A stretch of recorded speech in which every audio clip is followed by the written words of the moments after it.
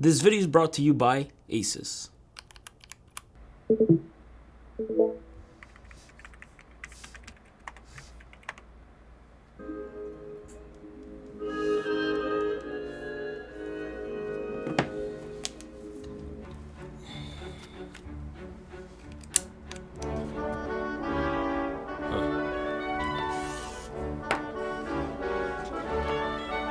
This will better work.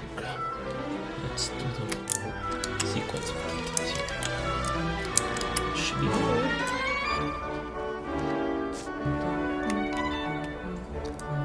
These come out so nice.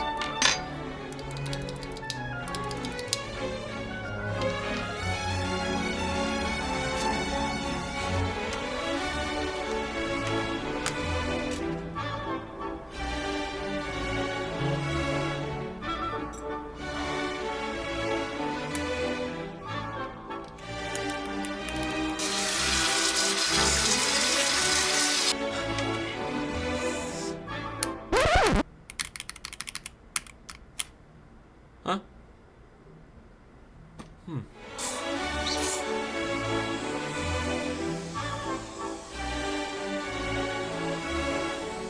As I was turning like an idiot for the cinematic, this thing literally just died on me, but it is amazing. I'm actually really impressed. I really like it. I might review it in May. We'll see. Enjoy the show. Did it work? Show me what you got, John. Should have probably featured this on this video. Yeah. Too bad it arrived late. We should probably put it on the floor because our floors are crooked. Every so often we find really cool tech accessories to add to our lives, things that I feel you'd like to try, maybe once was in your bucket list or you probably have never heard of. I always like making these types of videos because it allows me to really showcase these and talk a bit about my experience with them and why I got them. Some make great desk setup additions, others make great replacements to current existing tech, and some tech just makes your life a bit more entertaining. So what I'm going to do is go over them and simply explain to you why I got them. Like, for example, this whole pegboard set, and don't be afraid to copy it. Honestly, just feel free to do so. If it makes your life a bit more organized and allows your setup to look better, it's my pleasure. Now, I know this is not a tech item per se, but it's something that definitely keeps all my things super tidy. The way I went about it is that I installed two 30 by 22 inch pegboards from IKEA side by side to make it all look like one massive single pegboard. These were actually super easy to install, but make sure you use a leveler so they don't look crooked. And also make sure you buy the pegboard accessories off IKEA. These holes are quite different from standard pegboards, and as far as I'm aware, IKEA accessories are the only ones that properly fit these holes. The pegboard lineup is called Scadis. I hope I'm saying that right, and it includes awesome things like some hooks, baskets, clear or color containers, clips, shelves. I mean, there's a quite big variety of accessories in store and online that can allow you to make your own pegboard super customizable. And don't be afraid to decorate these in a useful manner. Some ideas I can certainly give you are ways to add lighting, like using some hooks to install a Godox light bar at the top of this set.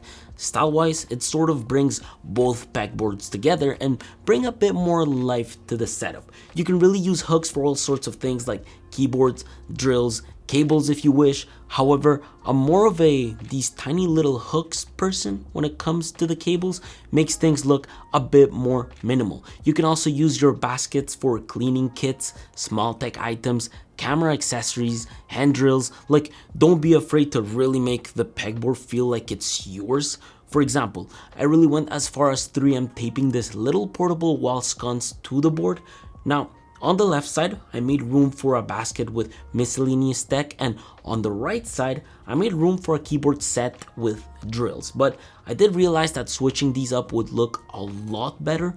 It allows for me to showcase my drills and my keyboards and eventually make some sort of setup where I can have baskets with switches, keycaps, lube, and so on. Essentially, I want a whole set that will allow me to eventually work on my keyboards, which is why these Xiaomi drills can be an incredible addition to your arsenal, especially for the price these sell at.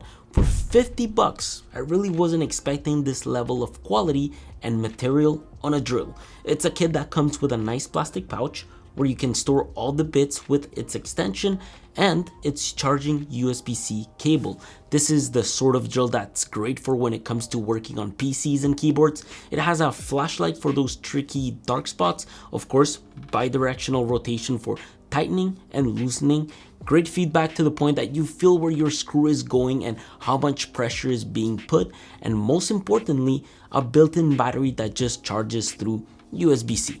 Yes, it has enough torque to go through wood quite easily, but as soon as you start working with denser materials, it might not give you the power you need. It's the perfect little tool to use with tech so you can avoid ruining your threads and screws. It also fits other bits perfectly fine, for example my DeWalt bits. In case you feel like you are missing some variety, feel free to get some other ones. The only thing is that it won't fit smaller bits for things like drilling holes or for precise work, which is why I paired this with a precision screwdriver at 60 bucks. This here comes in this aluminum container that stores all the bits you'd most likely ever need, as well as the hand screwdriver itself. It charges through USB-C, and despite having a built-in battery, this thing is super light. The buttons work as you would imagine, and it features two different modes for torque. One that's 0.05 Newton meters for precision objects such as smartphones, watches, and glasses, and the other one that's 0.2 Newton meters for electronic products like a keyboard, a speaker, or just simply a laptop. It feels like a pen, has the magnetic tips, and the bits are just perfect. 6 commonly used long bits for deep hole applications and 18 other pieces for more complex work. Honestly, it's a super dope kit that will allow you to get some work done on something like this ROG Asus keyboard kit. Yes, finally a brand that has listened to keyboard enthusiasts. As someone that's trying to learn a bit more about the keyboard world, to see this amount of consideration for a gaming keyboard is impressive stuff. When I saw this at CES for the first time, I begged Asus to send the kit, and it's a kit that really comes with everything you need. Unlike Glorious that would charge like $100 for an accessory kit like the one that comes with this keyboard, this board here comes with a brush and Crytox 205G0, the same loop that my $500 keyboards have, a switch opener that opens its Calyx switches and can also open Cherry MX and Gateron switches, a switch puller with a keycap puller to help you separate those pieces, and a loop station to take things apart, loop them, and put them back together. From my understanding with building keyboards, the only thing truly missing here is a stem holder, but I can't deny the fact that including this little card with QR codes to teach you how to use this kit is pretty sick. Other than that, you get a non-coiled USB to USB-C wire with an extension for your wireless dongle and some extra switches to probably help you practice. For 250 bucks, you're getting a full kit and a really nice 75% keyboard with some very nice customization options. If you know anything about custom keyboards and how expensive this hobby is, you probably know how good that is for the price. What's also good are the stabilizers in this keyboard. The ideal stabilizer basically keeps keys from shaking, rattling, and tilting while typing. They're supposed to deliver a nice, stable, and consistent typing experience, and all that is exactly what you get with this. These pair with ROG NX Brown switches. I find they feel and sound pretty good, but in case you don't like them, remember this whole board is hot swappable and compatible with all MX switches. So overall, the board supports 5-pin switches and it's a north-facing board, making it extremely compatible with backlit keycaps. However, be careful with the type of switches you get, as it can cause interference with the keycap and the switch. The included keycaps are backlit PBT, so they don't get oily and there's never any sort of shine on these. I will leave a link down below of a video explaining interference and how you can get the most out of your customizable Asus board. A board that is very well insulated with some silicone gaskets, a silicone pad between the plate and the PCB, a pour-on foam layer, and a silicone base layer. All of this in this nice two-tone plastic casing with adjustable feet, a connectivity switch, a USB-C receiver with magnetic storage, and a USB-C port. All of this together makes this keyboard sound really good.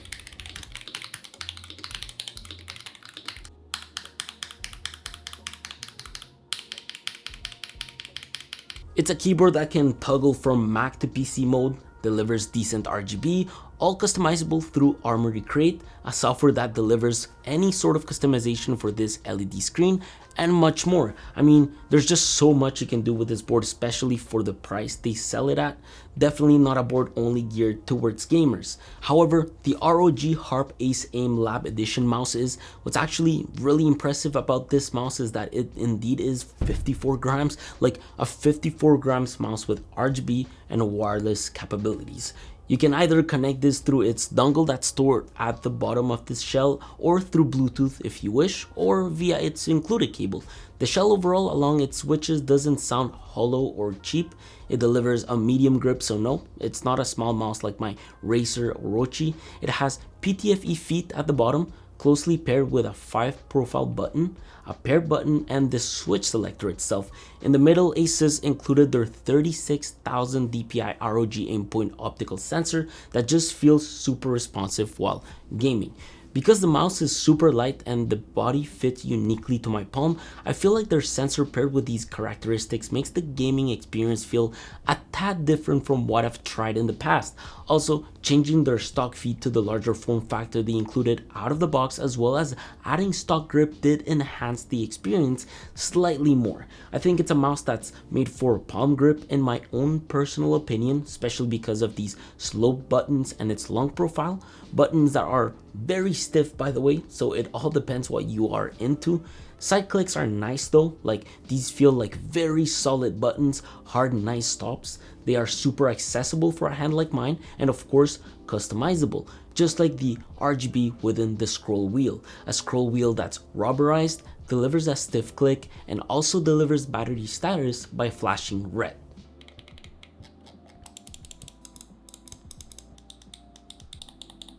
Look, it's a really cool mouse. It's unique because of the shape and the weight it delivers, as well as the collaboration with AimLab. AimLab Settings Optimizer allows you to very much optimize your settings like the sensitivity, DPI, angle tuning, and lift-off distance. I think Asus at the moment is listening to the public and trying to allow people to have a better gaming experience, something that Valve have very much done with their console. I actually just recently purchased this and I'm so glad I did. I'm planning to make a review about it in May, so if that interests you, just comment down below with a hashtag Steam. This is one of those things that if the PSP was to be alive, the Game Boy or the DS, this would just completely annihilate them and blow them out of the water. This is very much your whole Steam library, delivering a much more optimized experience with better UI and better UX for this portable console. And when I say a better UX, I really mean a better user experience, like the fact that I can be playing Harry Potter, push the power button on the top to turn it off and save battery life, come back later to turn it on and keep playing exactly where I left it off at. Now, this doesn't run all games, like all games need to be Steam Deck compatible to be able to play them. However, for those who were born in the era of PSPs and Nintendo DSs, you know people always figure out workarounds. In fact, some people install Windows 11 along Steam in order to be able to access all of their Steam library. Other people go as far as installing emulators to be able to play PlayStation games, Game Boy games, Atari games. The fact that you can do so much with this console is really impressive, and the software experience out of the box on this thing is just phenomenal. Plus, Valve made it extremely easy to upgrade the SSD in the system. It requires a lot more than just opening it up and just replacing the SSD, but it's super easy to do. There are plenty of great guides online, and I'll in fact include one down below. Overall, it's a great portable console. It comes in this nice carry-on pouch that sadly doesn't fit the charger but hugs and fits the Steam Deck securely. The deck itself is quite big, measuring 11.7 inches in length by 4.6 inches in width, and it's around 1.9 inches in thickness at its thickest point. So it is a big boy and can be heavy for some people at 1.47 pounds, almost half of a MacBook Air, but it feels really nice in my hand. Buttons and joystick just feel right, and the triggers on this are very similar to the ones within the Xbox controllers. Plus, the device has an incredible way of making things accessible and delivers extra buttons and pads that I am yet to discover within games. Just don't expect this to deliver the same graphics your PC will output, just expect this to deliver a good fun gaming experience on the go, especially for those who commute to work a few times a week. Now, my girlfriend is one of those people and she brings her portable monitor with her quite often.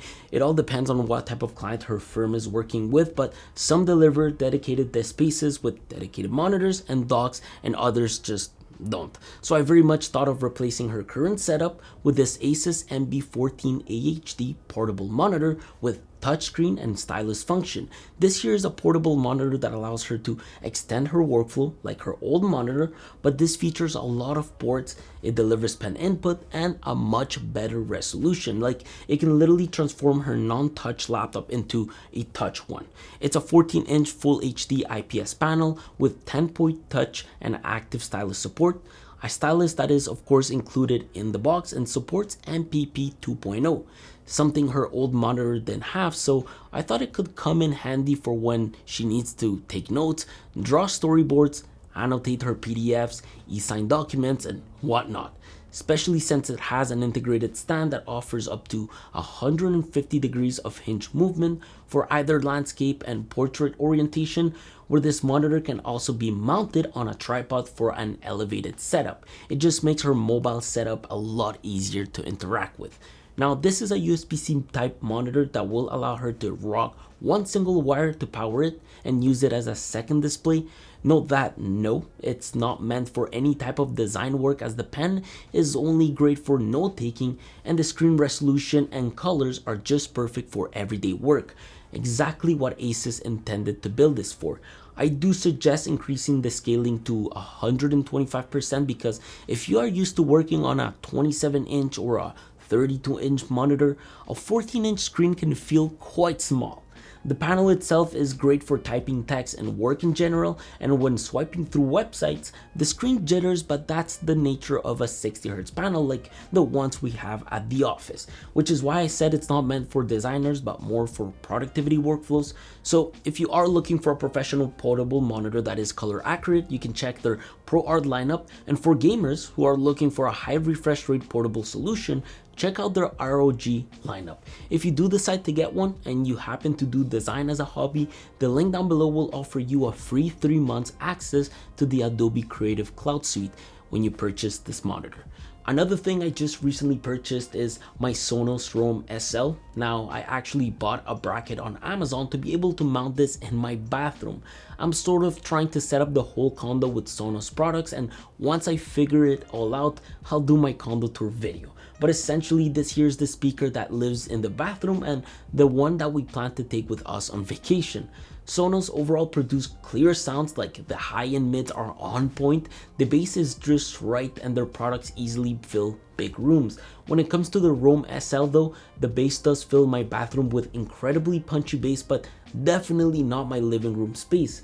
But that's why I got this form factor, because I don't need that. Plus, Auto True Play is a feature that can automatically adjust its sound for an environment depending on where you place this at. So for me, because it's a speaker that is portable and will always be on the move, adapting to the environment to tune its sound is actually a pretty cool feature.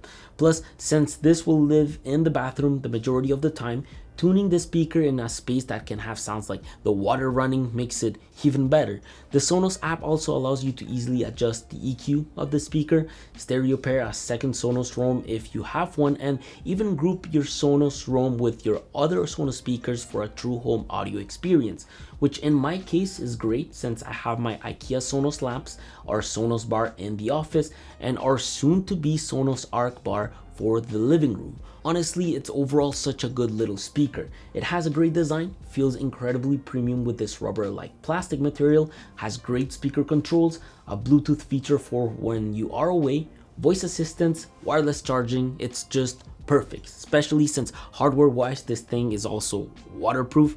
I think I just need to figure out how to include a wireless pad on my wall mount so I avoid charging this every 10 to 15 days. At $200, it's definitely not cheap, but if you are thinking of having all these features and really diving into the Sonos ecosystem with some of their other products for a home, it's so worth it. A lot more worth it than waiting months for the Fuji X100V to come in stock, which is why John actually gave up and got a Fuji X-E4. In fact, some people claim that this is the X100 with interchangeable lenses. It's the photo camera we used the most in Vegas during the CES event, and it was honestly such a nice run and gun camera to have. It very much mimics that film photography style really well. This is by no means a camera meant to replace our Sony A7 Mark IV. This is more of a camera for like street fine art photography, a camera that you can literally take everywhere with you and connect it to your phone so you can transfer pictures to it. If you are going to carry this in a bag, I think the biggest complaint is that the exposure comp dial moves way too easily when putting it in or taking it out of your pocket or bag. I think physically, even though it's mirrorless, it looks more like a DSLR camera. So I don't know if it's because the way this was built to mimic that DSLR feel has a role on the exposure dial moving so easily, but I thought it was something worth mentioning. Another thing worth mentioning is that Jan always says that this is a camera that allows you to come back to reality, to feel less of a disconnect with photography and go back to the basics. It's a camera without IBIS, it's not weather sealed and lacks a lot of buttons that other Fuji cameras have, but it has a flip up screen, great video specs, a great sensor, and the latest Fuji focus mechanism.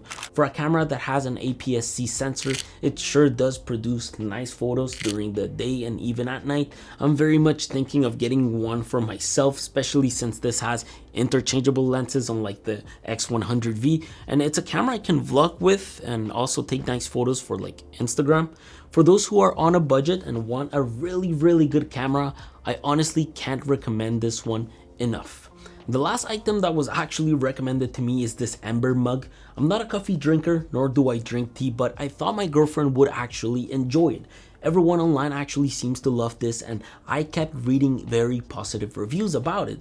This here is definitely a luxury for sure, but can make a really nice tech gift for most people, especially for those who spend a lot of money on coffee and like treating themselves with cool coffee accessories. I noticed from the little things I've been drinking from it that the built-in battery alone can keep a 10-ounce drink at 57 degrees Celsius for about an hour or so.